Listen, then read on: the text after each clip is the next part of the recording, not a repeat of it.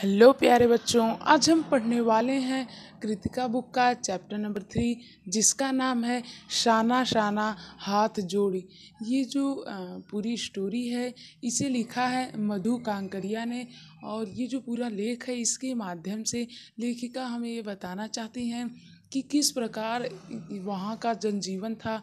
एक गैंगटोक शहर है जिसे आप लोग जानते ही होंगे, सिक्किम की कैपिटल है। तो वो जो शहर है, वहाँ का जनजीवन कैसा है और वहाँ की सुंदरता के बारे में वो बताती हैं, और वहाँ के पर्वतों के बारे में बताती हैं, और वहाँ पर स्थित हर चीज़ के बारे में और हर चीज़ की सौंदर्यता के बारे में वो बहुत गहराई से बताती हैं। और साथ ही में हमें ये भी दिखाते हैं कि वहाँ का जो जनजीवन रहता है वो कितना कठिन होता है, और वहाँ पर जो ठिठुराती हुई सर्दी होती है वो भी कितनी ज़्यादा होती है। तो ये कुल मिलाकर ये जो पूरा लेख है, इसके माध्यम से वे हमें ये बताना चाहती हैं कि जब लेखिका गैंगटोक की यात्रा कर रही थी, तो उन्हें वहाँ पर कैसा लगा था, और उन्हें कौन कौन सी चीज़ अच्छी लगी थी और कौन कौन सी चीज़ खराब लगी थी। तो चलिए इसे स्टार्ट करते हैं। स्टार्ट करने से पहले इस वीडियो को अंत तक देखिएगा, तभी आपको पूरा अच्छे से समझ में आएगा। तो वो स्टार्ट करते हुए कहते हैं कि पहले से ही गैंगटोक शहर की सुंदरता का वर्णन करते हुए कहते हैं कि वहाँ पर काफ़ी ज़्यादा तारे सितारे टिमटिमा रहे थे। और वहाँ पर ज़मीन पर भी अगर आप देखेंगे, तब भी आपको जैसे सितारों की गुच्छे नज़र आएंगे। गुच्छों का मतलब होता है समूह, यानी कि दो या दो से अधिक चीज़ों के समूह को हम गुच्छा कहते हैं। तो वही मतलब कि जितने भी चीज़ें थी, यानी अगर कहीं पर अगर निवास स्थल है या फिर अगर कहीं पे जनजीवन रहता है, तो वहाँ पर लोग रहेंगे तो बत्तियाँ तो बरेंगी ही रात में। अब भाई वर्तमान युग है तो बत्तियाँ तो बरेंगी ही। तो इसी तरह से वहाँ पर भी लाइट जगमगा रही थी। और इसी के साथ मधु कंकरिया यानी कि जो लेखिका हैं, वो हमें बताती हैं कि वो जो शहर था वहाँ पर वे अपनी यात्रा को शुरू करती हैं।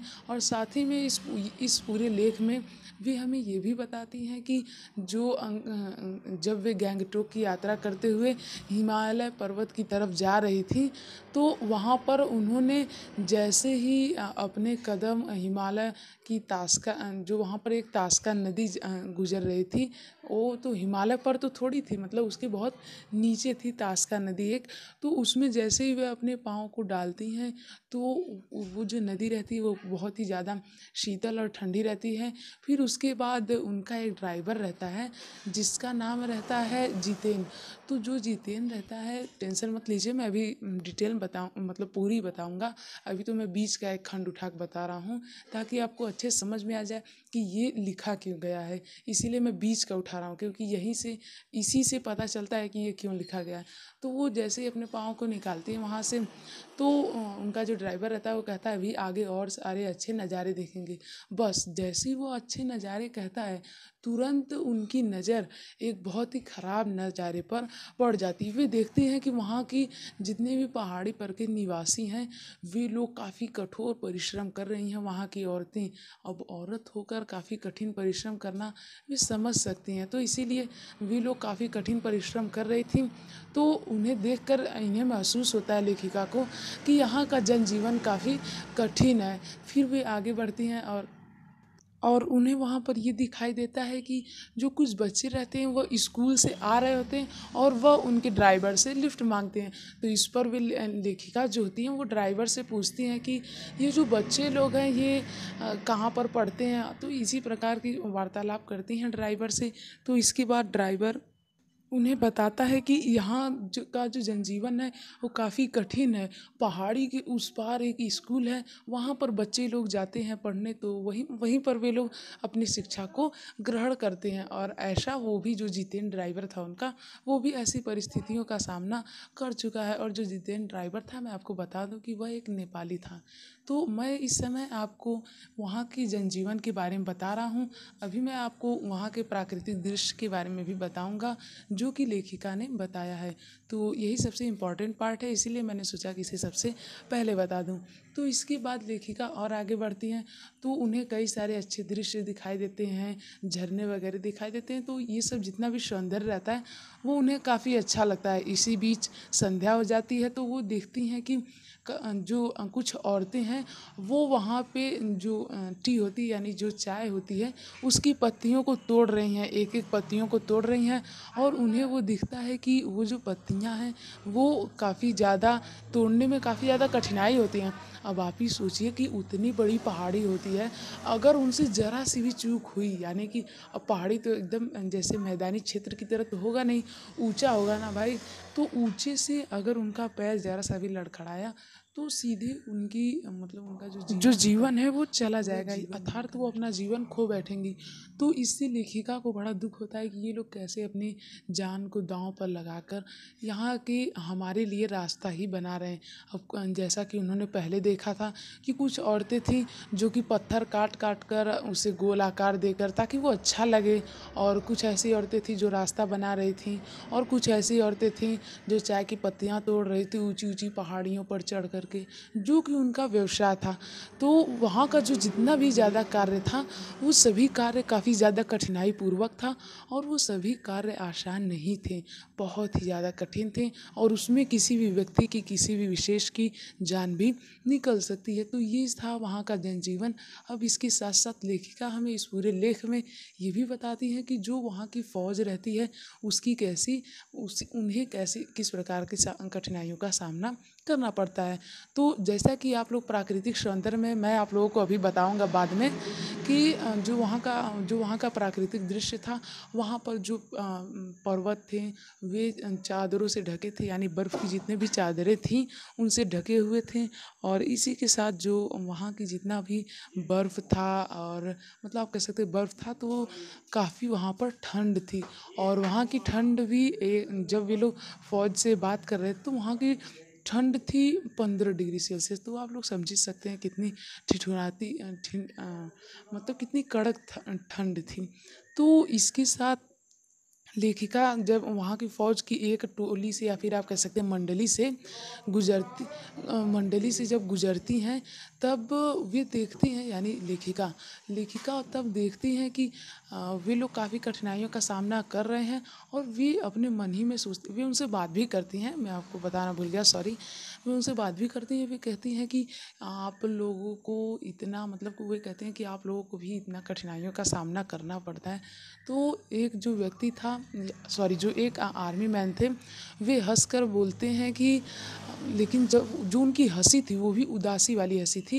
वे बोलते हैं कि अब आपकी रक्षा के लिए ही तो हम यहाँ पर अपनी कठिनाइयों को सामना कर रहे हैं। और एक उन्हें मंडली दिखाई देती है जिनके पास में लिखा होता है कि हम मतलब इंग्लिश में लिखा होता है कि उसका मैं हिंदी में आपको अनुवाद बता रहा हूँ कि हम आपके कल के लिए अपने आज को न्योछावर कर रहे हैं। तो इस प्रकार की भी काफ़ी उन्हें दुख होता है जब वे इस प्रकार का चीज़ देखते हैं कि वहाँ का जनजीवन कितना कठिन है, वहाँ की फौजियों की स्थिति कैसी है।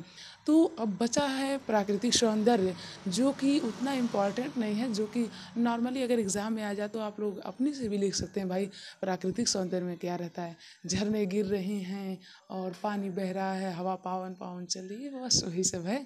आप लोग तो लिख ही सकते, फिर भी मैं बता देता हूँ, मेरा कर्तव्य है। तो यहाँ पर जो लेखिका हैं वो हमसे ये कहना चाहती हैं कि जब वे वहाँ पर जा रही थीं तो उन्हें काफ़ी बड़े बड़े पत्थर, बड़े छोटे हर प्रकार के पत्थर, अब कैसे बने वो भी मैं आपको पहले ही बता चुका हूँ। तो अंत तक अगर आप वीडियो देखे होंगे तो आपको बहुत ही अच्छी तरीके से समझ में आया होगा। तो कैसे बनी, उसके बाद फिर हमें ये भी बताते हैं कि वहाँ के जो बड़े पत्थर थे, और वहाँ का जो रास्ता था जो काट काट कर बनाया गया था वो काफ़ी सुंदर लग रहा था। और वहाँ का जो नदी बह रही थी वो तास्का नदी जो थी उसमें शीतल पावन जल बह रहा था, धीरे धीरे मध्यम मध्यम हवा बह रही थी। फिर उसके बाद संध्या में जब वे लोग अपने एक जगह कैंप बना के रुकते हैं तो वहाँ का प्राकृतिक सौंदर्य तो देखने लायक था। वे कहती हैं कि जब रात था तो वहाँ पे कुछ तारे ऊपर टिमटिमा रहे थे और कुछ तारे नीचे टिमटिमा रहे थे। देखिए कितना अच्छा वाक्य है, तो कुछ तारे ऊपर कुछ तारे नीचे, यानी कि जो तारे नीचे टिमटिमा रहे हैं उसका ये मतलब नहीं कि नीचे भी तारे आ गए या फिर पानी में तारे झलक रहे हैं। तो इसका मतलब ये है कि जो नीचे तारे आए हैं यानी कि वहाँ की जितनी भी जनसंख्या है, वहाँ पे मैंने आपको पहले ही बता चुका हूँ कि वहाँ पे जितने भी घर थे वो लोग टिमटिमा रहे थे, घर घर की बत्तियाँ टिमटिमा रही थी। तो और वहाँ पे जो जल था उसकी वजह से शीतल और पावन हवा बह रही थी। और मैं आपको एक और बात बता दूं कि जब लेखिका वहाँ पर उसकी पीक पर जा रही थी यानी उसकी चोटी पर जा रही थी, तब उन्हें वहाँ पर उतनी बर्फ़ नहीं दिखी। ठीक, तो जो मैंने आपको बताया कि आर्मी का जो पूरा खंड था, वो अब मैं बताता हूँ जो आर्मी का वो पूरा खंड था वो कहाँ मिला। अब आप लोग सोच रहे होंगे कि मैं इसे पहले क्यों नहीं बताया। मैं इसे पहले इसलिए नहीं बताया क्योंकि ये सब तो लोकेशन के बारे में पहले थोड़ी बता रहा था, मैं तो पहले आपको जनजीवन के बारे में बता रहा था। अब मैं आपको लोकेशन और प्राकृतिक सौंदर्य के बारे में बता रहा हूँ। तो यानी कि जितने भी फौज खंड थे वो सभी लोग, उन सभी लोगों से जहाँ जहाँ इनकी वार्तालाप थी हुई, वो एक दूसरी जगह थी और उस जगह का नाम था कटाव। तो जो कटाऊ जगह थी उसे यहाँ पे लेखिका ने हिंदुस्तान का स्विट्ज़रलैंड बताया है। तो बस आज की इस वीडियो में उतना ही। उम्मीद है आपको ये वीडियो बहुत ही अच्छी लगी होगी। तो इसके साथ साथ अगर कोई भी घटना छूट रही हो या फिर अगर कोई भी आपको नहीं समझ में आया होगा कोई पैराग्राफ, तो आप लोग उसे कमेंट करके बता दें, मैं आपकी सारी प्रॉब्लम सॉल्व कर दूंगा। तो उम्मीद है आपको वीडियो बहुत ही अच्छी लगी होगी। सो आज की इस वीडियो में इतना ही। Thank you. जय हिंद, जय भारत। Keep supporting.